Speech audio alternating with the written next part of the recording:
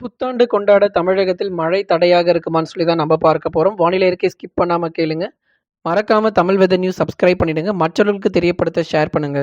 தமிழக கடற்கரை நோக்கி நகரும் வளிமண்டல மேலடுக்கு சுழற்சி காரணமாக தமிழகத்தில் மழையானது பதிவாக வாய்ப்புள்ளது. இந்த மழை பொறுத்தவரை தமிழகத்தில் தொடர் மழையாக பதிவாகும். அடுத்து வரக்கூடிய நாட்களில் தமிழக கடலோரம் மற்றும் டெல்டா மாவட்டங்களில் மிதமான மழை முதல் கனமழை வரை தொடர வாய்ப்புள்ளது.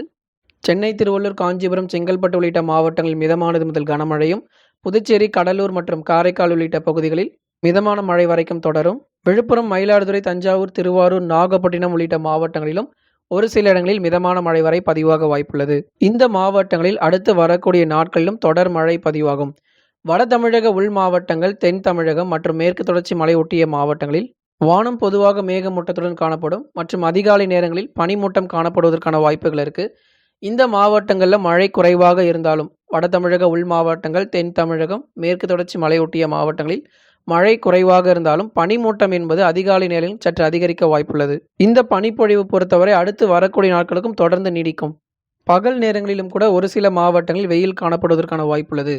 டிசம்பர் 30 முதல் ஜனவரி 4 வரை தமிழகத்தில் தொடர் மழை பதிவாகும். எந்த இடத்துல நமக்கு தொடர் மழை என்பது வாய்ப்புகள் இருக்குது அப்படின்னு சொல்லி நம்ம சொல்லியிருந்தோம். கடலோரம் மற்றும் டெல்டா மாவட்டங்களுக்கு மட்டுமே டிசம்பர் 30ஆம் தேதி முதல் ஜனவரி 4ஆம் தேதி வரை தொடர் மழை பதிவாகிறதுக்கான வாய்ப்புகள் இருக்கிறது. தமிழகத்தில் காற்றின் வேகம் பொறுத்தவரை இயல்பாக இருக்கும்.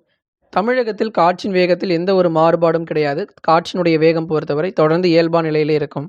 கடந்த 24 மணி நேரத்தில் தமிழகத்தில் பெய்த மழை அளவு திருப்பூண்டி, தலைஞாயிறு, வேளாங்கண்ணி இந்த 3 பகுதிகளுமே நாகப்பட்டினம் மாவட்டம் தலா 1 சென்டிமீட்டர் மழையானது பதிவாகியிருக்கு.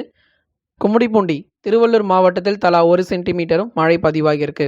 இனி வரக்கூடிய நாட்களில் தமிழகத்தில் பெரும்பாலான இடங்கள், குறிப்பாக கடலோரம் மற்றும் டெல்டாவில் பெரும்பாலான இடங்களில் மழை மேலும் அதிகரிக்க துவங்கும். இன்றைய வானிலை அறிக்கை நீங்க கேட்டீங்க. வானிலை பற்றி தகவல்களை உடனுக்குடன் பெற்றுக்கொள்ள மறக்காம தமிழ் வெதர் நியூஸ் சப்ஸ்கிரைப் பண்ணிடுங்க.